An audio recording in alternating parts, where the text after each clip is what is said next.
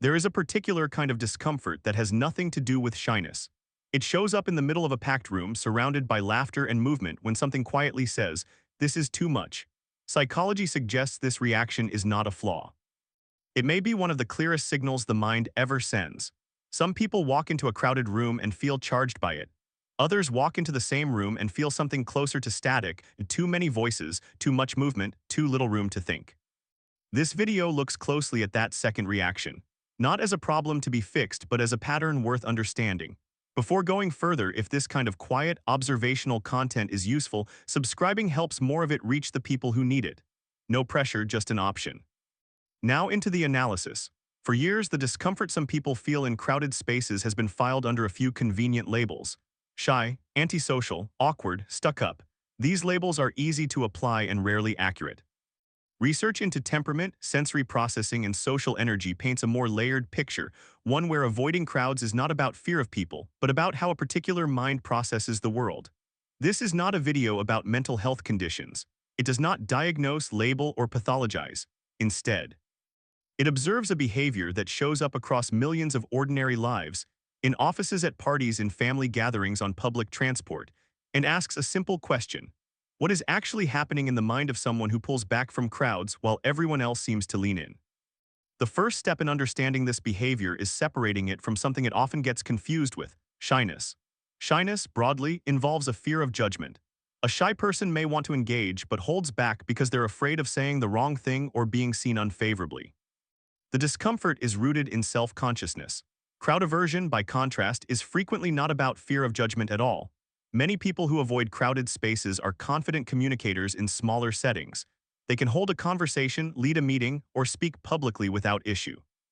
Their discomfort isn't about how they'll be perceived. It's about something more basic: how much information their mind is being asked to process at once. Consider a common workplace scene. A confident employee gives a sharp, well-organized presentation to 12 colleagues. Afterward, the open-plan office buzzes with side conversations, ringing phones, and quick check-ins at every desk. That same employee who spoke without hesitation minutes earlier now feels a pull to put on headphones or step outside. The behavior looks contradictory only if it's misread as shyness. Once understood as a response to sensory and social density rather than fear of judgment, the contradiction disappears. Psychology suggests these are two distinct systems. One is about self-image and the risk of social disapproval. The other is about processing capacity, how much a mind can take in before it reaches its limit. Crowd aversion sits much closer to the second. To understand why crowded spaces feel different to different people, it helps to look at how the nervous system filters information. Every environment sends a stream of sensory data: sound, movement, light, smell, the proximity of other bodies. Most people's brains automatically filter out a large portion of this input, keeping only what seems immediately relevant. This filtering happens below conscious awareness. It's why someone can sit in a busy cafe and still focus on a conversation, barely registering the espresso machine or the chatter 2 tables over. Research into sensory processing sensitivity indicates that some nervous systems filter less aggressively. They register more of the available input: more sound, more visual movement, more subtle shifts in tone and body language from the people around them. This isn't a malfunction. It's a different setting on the same basic system, often present from early in life. In a crowded space, this difference becomes very noticeable. A grocery store at peak hours is, for most shoppers, simply inconvenient: long lines, a bit of noise.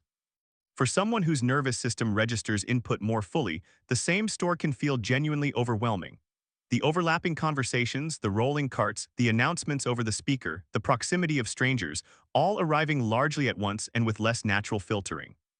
This explains a pattern many people notice in themselves without ever naming it. A wedding reception, a busy mall, a crowded train platform, these aren't unpleasant because of the people in them. They're unpleasant because of the sheer volume of simultaneous input and the mental effort required to process it all. Beyond sensory processing, there's a second, equally important factor: how a person is wired to connect with others. Social psychology often distinguishes between two broad orientations. One finds energy and meaning in breadth, many connections, frequent novelty, the buzz of group dynamics. The other finds energy and meaning in depth, fewer connections, but ones that go further, built through sustained one-on-one attention. Crowded spaces are, almost by design, environments of breadth. A party with 60 guests offers 60 shallow interactions rather than 2 or 3 deep ones.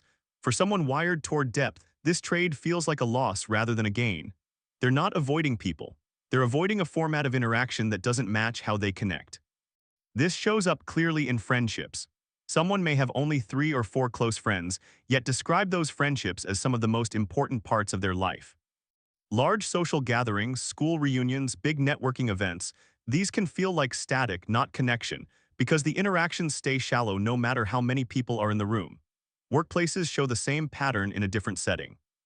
Team building events, large all-hands meetings, and big open networking sessions are often designed around the assumption that more interaction equals more value.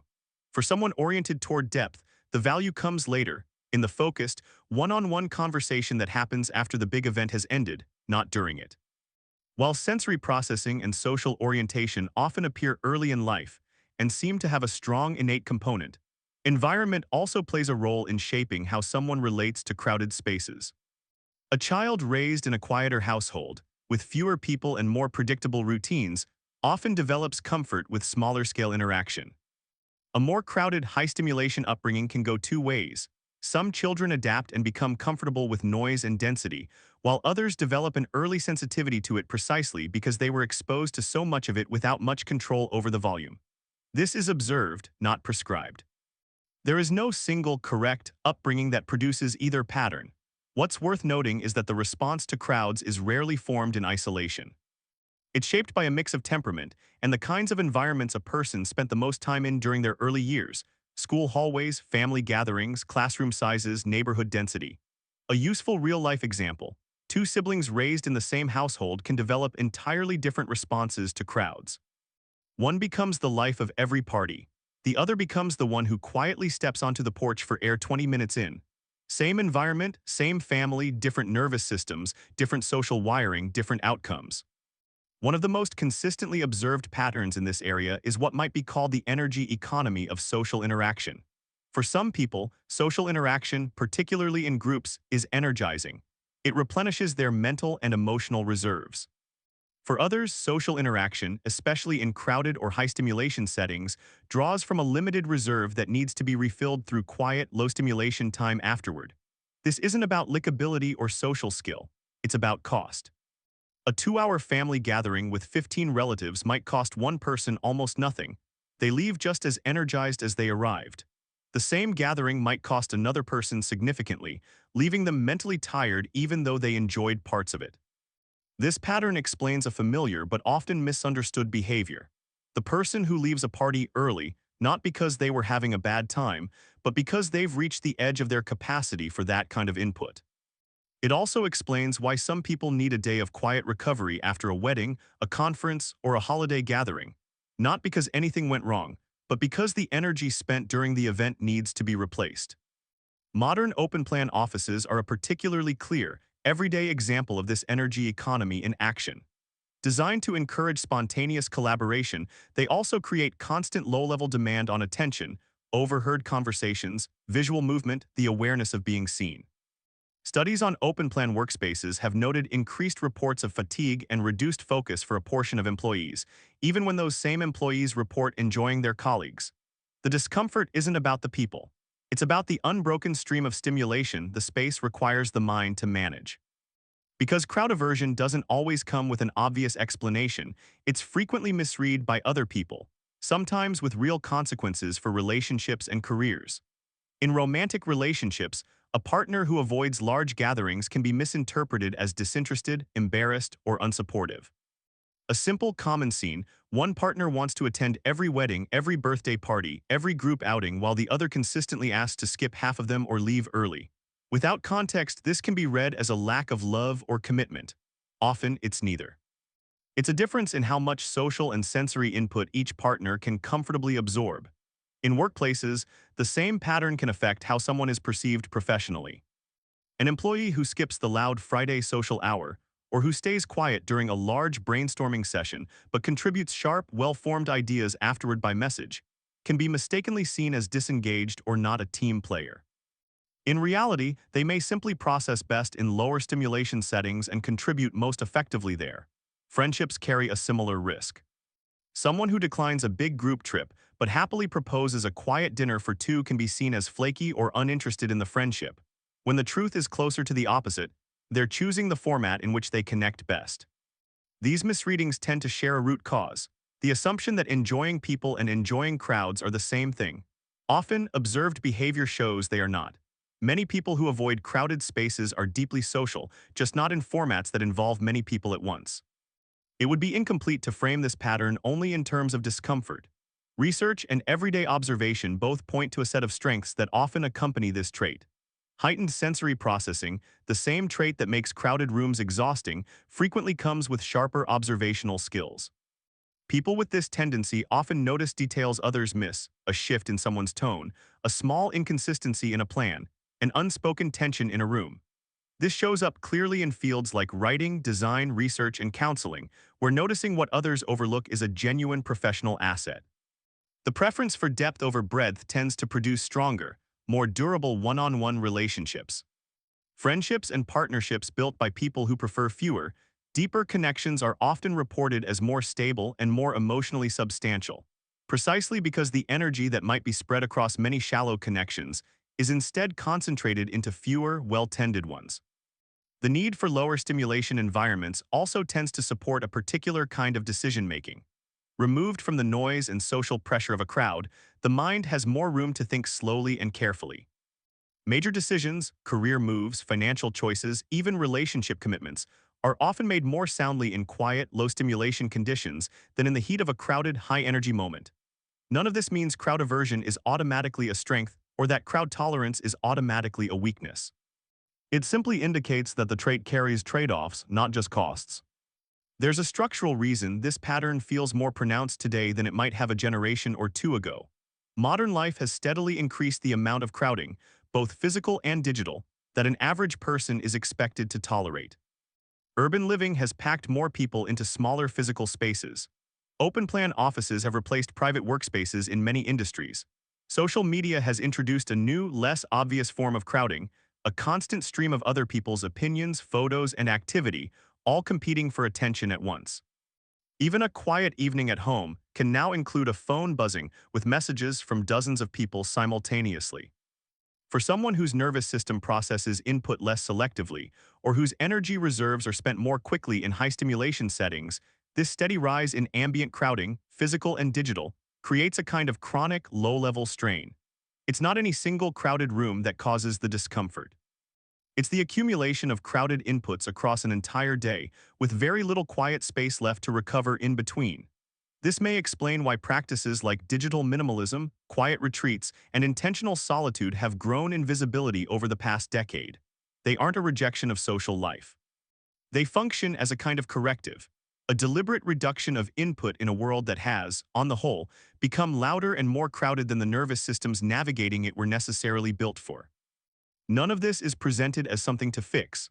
The aim of this analysis is to describe a pattern accurately, not to suggest the people who experience it are broken or in need of correction. That said, observed behavior across many lives offers a few practical insights worth noting.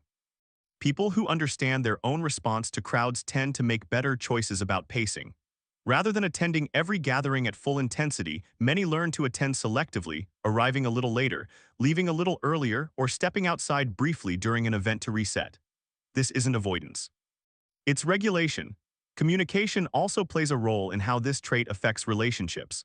Partners, friends, and colleagues who understand that someone's need for quiet isn't a judgment of the group tend to navigate these moments with far less friction. A simple, direct explanation, "I love being here, I just need a few minutes of quiet to recharge," tends to prevent the misreadings discussed earlier. Environment design matters as well. Many people who struggle in crowded offices report meaningful improvement simply by adjusting where and when they work, arriving early to avoid the loudest hours, using quieter corners of a shared space, or scheduling deep-focused tasks during low-traffic periods. These are small, practical adjustments, not large interventions, yet they tend to make a measurable difference in daily comfort and output. Finally, there's value in simply recognizing the pattern for what it is. A preference for smaller, quieter, more focused interaction is not a deficit in social skill. It's a different configuration of the same basic human need for connection, one that happens to function better in depth than in volume. What begins as a simple observation, some people pull back from crowded rooms while others lean in, turns out to reveal something more layered about how different minds process the world. It's rarely about disliking people. More often, it's about how much input a particular nervous system can comfortably hold at once, and how a particular kind of social orientation finds meaning in depth rather than breadth. Seen this way, stepping back from a crowd is not a retreat from life. It can be read instead as a form of selectivity, a way of preserving energy and attention for the interactions that matter most, rather than spreading them thin across many that don't. The quiet person at the edge of the room is not necessarily missing the moment. In many cases, they are simply experiencing it differently and perhaps more carefully than the room around them realizes. That's the analysis for this video. The pattern explored here shows up in millions of ordinary days, in offices, at family gatherings, in quiet exits from loud rooms, and it rarely gets the careful look it deserves. If this perspective shifted how you think about someone in your life, or about yourself, it might be worth sharing in the comments. Discussion tends to add more to a topic like this than any single video can. And if this kind of grounded, observational content is useful, subscribing means more of it finds its way to you. Until the next one, take care of how you spend your attention. It may be more valuable than it seems.